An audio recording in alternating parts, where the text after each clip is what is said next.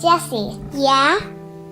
Do you know what adoption means? Yes.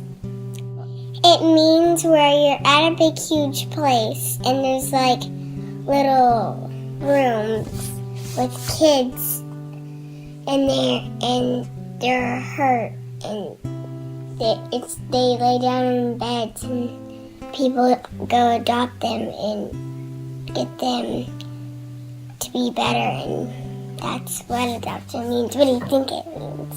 I think it means where kids in need that have parents that don't have that much money anymore and already paid a lot of bills and they're dead, and a kid needs a home that they don't have anymore.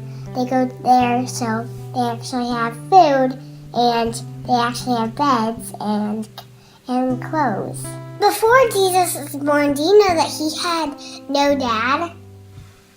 Yeah, he was actually Mary and Jesus until an angel came and told him it was okay and that he needed to adopt Jesus.